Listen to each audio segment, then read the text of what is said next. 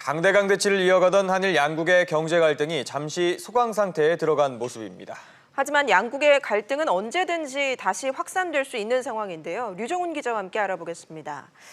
류 기자, 네. 일본이 한 달 만에 일부 수출 규제를 풀고 또 우리 정부도 이 맞대응을 유보하면서 지금 좀 약간 소강 국면에 접어든 분위기인데요. 우리 정부 어떤 맞대응 카드를 준비하고 있습니까? 네, 말씀하신 것처럼 언제든 일본이 추가로 그 수출 규제 카드를 꺼낼 수 있는 만큼 우리 정부가 언제 어떻게 맞불 카드를 낼지에 대해서 관심이 쏠리고 있습니다. 현재 정부는 일본을 세계무역기구 WTO에 제소하는 방안이나 우리나라도 일본을 화이트리스트에서 제외하는 등의 조치를 놓고 검토 중인 것으로 알려졌습니다.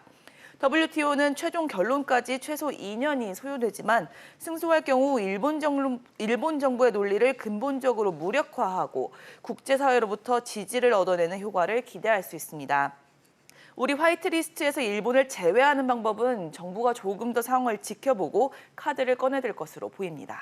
네, 원래대로라면 우리 정부도 지난주에 일본 규제에 맞불 카드를 내놓을 예정이었었죠? 네, 지난주 홍남기 경제부총리가 주재로 한 그 일본 수출 규제 대응 장관 회의와 이낙연 총리 주재의 국정 현안 점검 조정 회의, 대통령 주재의 국민경제 자문 회의가 잇따라 열렸습니다.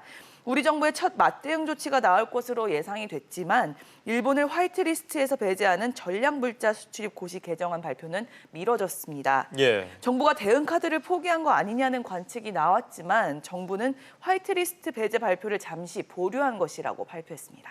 네, 정부가 정부 주도로 기업들의 소재 국산화를 추진하겠다는 내용도 발표를 했었는데 이에 대해서 우려의 목소리가 나오고 있다고요? 네, 그렇습니다. 정부는 대기업과 중소기업의 입장이나 의견을 사전에 제대로 조율하지 않고 일방적으로 추진하고 있다라는 목소리가 나오고 있는데요.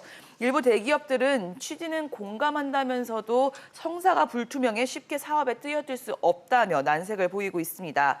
국산화 자체가 불투명하고 양산 단계에 이르는 시간을 가늠하기가 어려워서 선뜻 투자에 나서기가 쉽지 않은 사정입니다.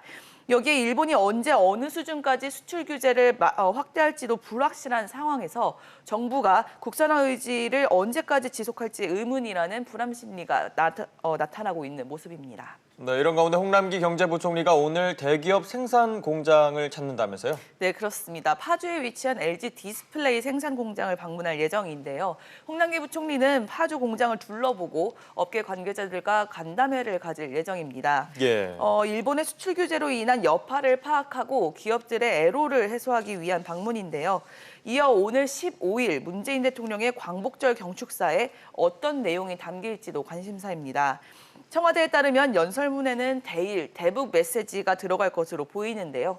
경축사의 무게가 한일 대화를 통해 현 상황의 해법을 찾자는 쪽으로 두는 것으로 알려졌습니다. 네, 일본 언론에 따르면 삼성이 반도체 소재 문제를 벨기에에서 찾았다 이런 보도가 나와서 또 논란이 일고 있죠. 네, 일본 경제 전문 매체인 니케이 아시안 리뷰가 삼성전자가 일부 핵심 소재를 벨기에에서 조달받고 있다며 삼성 간부 출신인 박재근 한양대 교수의 말을 인용해서 보도했습니다.